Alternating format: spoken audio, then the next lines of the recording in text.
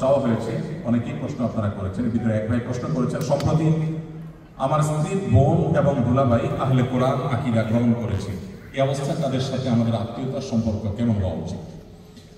আমরা অনেকেই হয়তো আহলে কোরআন সম্পর্কে প্রথম শুনে থাকি। আহলে কোরআন বলা হয় এমন সম্প্রদায়কে যারা নিজেদেরকে মুসলমান পরিচয় দেয় কিন্তু তারা হাদিস অস্বীকার করে, নবীজির হাদিস মানে না। তারা মনে করে যে কোরআনই যথেষ্ট। কোরআনের কিছু আয়াত, যে আয়াতগুলোর আংশিক তারা উল্লেখ করে কিংবা ব্যাখ্যা সাপেক্ষ আয়াতের একটা ব্যাখ্যা তারা উল্লেখ করে শুধু কোরআনই মানতে হবে, অন্য কোনো কিছু মানা যাবে না, কোরআন মানলেই চলবে, অন্য কিছু মানা লাগবে না, এই কথা তারা প্রচার করে, প্রসার করে, বিশ্বাস করে। এদেরকে আহলে কোরআন বলা হয়। মূলত এরা মুনকিরে হাদিস বা হাদিস অস্বীকার করে। আজকে যদি আমাদের বাংলাদেশের প্রেক্ষাপটে বাংলা ভাষাভাষীদের আমাদের জন্য সবচেয়ে বড় ঈমান আমল রক্ষা করার ক্ষেত্রে চ্যালেঞ্জ এবং সবচেয়ে বড় ফিতনাগুলোর কথা যদি আপনি আমাকে জিজ্ঞেস করেন, তাহলে টপ 10 সবচেয়ে বড় এবং প্রধান 10টি ফিতনার মধ্যে থেকে অন্যতম একটা ফিতনা হলো এই ফিতনা, কোরআন ও হাদিস অস্বীকার করার ফিতনা। এটা আমাদের সবার জেনে রাখা দরকার এবং সবার জন্য গুরুত্বপূর্ণ। কারণ আপনি নিজের অজান্তে হয়তো আহলে কোরআনের দিকে আপনি ঝুঁকে যাবেন যদি আপনি বিষয়টা না জানেন।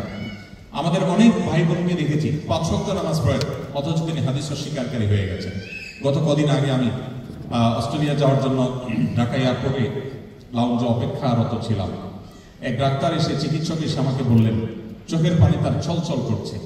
বললেন, ভাই, গত সপ্তাহের কথা, আমাকে বললেন, ভাই, আমার মা 5 ওয়াক্ত নামাজ পড়তেন, খুব দিনদার এবং ভালো মানুষ, মুত্তাকি মানুষ ছিল, সারা জীবন আল্লাহওয়ালা ছিল। আমার মা হঠাৎ করে কিছু মানুষের খপ্পরে পড়েছে, এদের ওয়াজ শুনে, এদের কথা শুনে এখন উনি নামাজ ছেড়ে দিয়েছেন। উনি বলেন যে কোরআনে 5 ওয়াক্ত নামাজের কথা নাই। উনি অলরেডি এখন এমন পর্যায়ে চলে গেছেন যে আমি নিজেই বুঝতে পারছি তিনি ইসলামের পণ্ডিতই নাই। কিন্তু আমার মা, না পারছি তার সাথে জোরাজোরি করতে, না পারছি তার এই ইসলাম থেকে বিচ্যুতিকে আমি সহ্য করতে। ভাইরা আমার, এই যে বারবার করে ফিতনার কথা বলছি, শেষ যুগের আলামতের কথা বলছি, এই শেষ যুগে অনেক ভালো কাজ দেখা যাবে, মনে হবে অনেক ভালো কাজ, কিন্তু আসলে সেটা খারাপ, সেটার ভেতরটা অন্তঃসার শূন্য। এরকম একটা ফিতনা হলো হাদিস অস্বীকারের ফিতনা। এখন ঘরে ঘরে শুরু হয়েছে অতিরিক্ত কোরআনের মায়া। মানে কোরআনের মায়া তো ভালো, কোরআনের কথা আমরা একটু আগে বললাম, কিন্তু যখন কোরআনের প্রতি আপনি ভক্তিটা বেশি করতে গিয়ে নবী সাল্লাল্লাহু আলাইহি সাল্লামের প্রতি অভক্তি করবেন, তখন সেটা হবে ফিতনা, সেটা হবে ঈমান থেকে বিচ্যুত হওয়ার কারণ। এই জন্য এই আহলে কোরআন ফিতনা থেকে আমাদের সাবধান থাকতে হবে। আহলে হাদিস, মুনকিরে হাদিস যাকে বলা হয়, এই মুনকিরে হাদিসের ফিতনা থেকে আমাদের রক্ষা করার জন্য যদি উদ্যোগী হতে হবে। আল্লাহ আমাদের সবাইকে সেই তৌফিক দান করুন। ভাইরা আমার, কোরআনে কারিমে আল্লাহ তাআলা বলেছেন, ওয়ানজালনা আলাইকা যিকরা লিতুবাইয়িনা লিন-নাসি মা নুযিলা ইলাইহিম। হে রাসূল, আপনার প্রতি আমি কোরআন নাযিল করেছি কেন? যেন আপনি এই কোরআনকে ব্যাখ্যা বিশ্লেষণ করে অন্যদেরকে বোঝাতে পারেন। আল্লাহ তাআলা স্বয়ং বলছেন যে তার রাসূলের প্রতি কোরআন কেন দিয়েছেন, তার দায়িত্ব হলো তিনি কোরআনকে ব্যাখ্যা করে দিবেন। নবীজি যে কোরআনের ব্যাখ্যা করেছেন সারা জীবন ধরে, তার কর্মের মাধ্যমে, তার বক্তব্যের মাধ্যমে, সেই সব কিছুই হলো মূলত হাদিস। তো আল্লাহই বলছেন যে এই কোরআন আপনার প্রতি নাজিল করেছি, শুধুমাত্র রাসূলের দায়িত্ব যদি পৌঁছান দেওয়া হতো তো আল্লাহ বলতেন যে আমি কি কোরআন দিয়েছি, আপনি কোরআন মানুষকে শুধু পৌঁছে দিবেন। আল্লাহ সেটা বলেন নাই। আল্লাহ পৌঁছে দেওয়ার কথা বলেছেন যেখানে, তার পাশাপাশি এও বলেছেন এখানে সূরা নাহলে 44 নম্বর আয়াতে আল্লাহ বলেছেন যে আমি কোরআন নাজিল করেছি যেন আপনি কোরআনের ব্যাখ্যা মানুষকে করে দেন, বিশ্লেষণ মানুষকে করে দেন। নবীজির ব্যাখ্যা যদি কেউ গ্রহণ না করে, শুধু কোরআনের আয়াত সে গ্রহণ করে, তাহলে সে নিজেকে আহলে কোরআন বলতে পারে, মূলত সে হাদিস অস্বীকারী। এবং হাদিসকে যদি কেউ অস্বীকার করে, সে আর মুসলমান থাকে না। ভাইরা আমার, খুবই দুর্ভাগ্যজনক আমাদের দেশে অনেক রাজনীতিবিদ, অনেক শিক্ষিত মানুষ, অনেক জানাশোনা মানুষ, তারা আজ এই বিভ্রান্তিতে, এই বেড়া যারা তারা হারিয়ে যাচ্ছে। এই জন্য আমাদেরকে নিজেদেরকে জানতে হবে যে আমাদের অনুসরণে কি শুধু কোরআন না কোরআন এবং হাদিস, কোরআন এবং হাদিস। আল্লাহ তাআলা কোরআনের একটা জায়গায়ও, ইন্টারেস্টিং একটা বিষয়, পুরো কোরআনের একটি জায়গায় আপনি দেখাতে পারবেন না যে আল্লাহ তাআলা শুধুমাত্র তার আনুগত্যের কথা বলেছেন। নট এ সিঙ্গেল আয়াত আপনি দেখাতে পারবেন। কোরআনের কোন আয়াত আল্লাহ বলেন নাই শুধু আল্লাহরই অনুসরণ করো। আল্লাহ রাব্বুল আলামিন যত জায়গায় বলেছেন তার অনুসরণ করার কথা, সাথে সাথে আল্লাহ বলেছেন আল্লাহ রাসূলের অনুসরণ করার কথা। আতিউল্লাহ ওয়া আতিউর রাসূল। ভাইরা আমার, এটা কোরআনের একটা মুজিজা, এটা কোরআনের একটা অলৌকিকত্ব, মিরাকল, যে কোরআন আমাদেরকে শুধুমাত্র আল্লাহর কথাই মানতে বলেননি, আল্লাহর কথার পাশাপাশি আল্লাহ রাসূলকেও মানতে বলেছেন। এখন কেউ যদি একটা মানে আর একটা অস্বীকার করে তাহলে সে মুসলিম থাকার কোনো কারণ থাকতে পারে না। ঠিক একইভাবে আপনি অবাক হবেন, কোরআনে কারিমে এর বিপরীতে আমরা দেখি আল্লাহ তাআলা বলেছেন মাইয়াতির রাসূল ফাকাদ আতা আল্লাহ। যে ব্যক্তি রাসূলের আনুগত্য করলো সে অটোমেটিক আল্লাহর আনুগত্য করলো। শুধু রাসূলের আনুগত্য করার কথা কোরআনে থাকলেও শুধু আল্লাহর আনুগত্যের কথা আলাদা করে কোরআনে উল্লেখ নাই। মূলত এখানে রাসূলের আনুগত্য করলে আল্লাহর আনুগত্য হয়, কারণ রাসূল তার আল্লাহর আনুগত্যের বাইরে কোথাও যেতে বলেননি। এজন্য ভাইরা আমার, আমরা কোরআন এবং হাদিস দুইটাই মানতে হবে। শুধু কোরআন মানলে তার ঈমান থাকবে না। বাংলাদেশের প্রথম শ্রেণীর একজন সঙ্গীত শিল্পী, নাম বললে আপনারা সবাই চিনে যাবেন, তিনি আমাকে একবার ফোনে বলছেন, ভাই আমার কোরআনটা অনেক ভালো লাগে, এই জন্য আমি কোরআন অনেক পড়ি, কিন্তু হাদিসে ঝামেলা আছে মনে, আমি হাদিস পড়ি। চিন্তা করে আমি ভাবলাম এই লোকটা কোরআনকে এত ভক্তি করে কারণটা।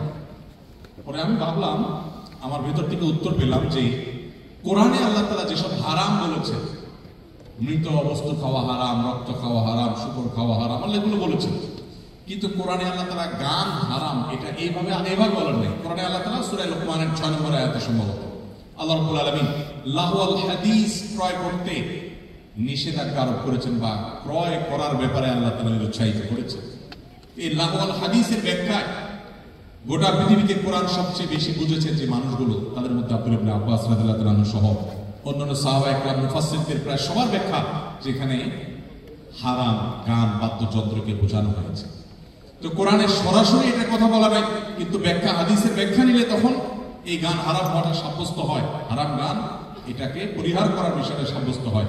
তো তিনি যেহেতু পেশায় একজন সঙ্গীত শিল্পী, তার কাজটাকে হালাল রাখার জন্য কোরআনের ওই সংক্ষিপ্ত যে ইনিশিয়াল নির্দেশ এটা তার জন্য একটু হেল্পফুল হয়, এই জন্য তিনি কোরআন মানেন, তিনি হাদিস মানেন।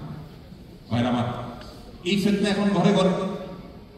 দুই একজন জেনারেল শিক্ষিত মানুষ বের হয়েছে যারা হয়তো পেশায় ডাক্তার বা এরকম কোনো পেশার সাথে জড়িত, তারা দেখবেন কোরআনের ব্যাখ্যা করে, কোরআনের তাফসীর করে, হাদিস তাদের মুখে কখনো শুনবেন না, তারা হাদিস অস্বীকার করে। এটা ভয়াবহ ফিতনা।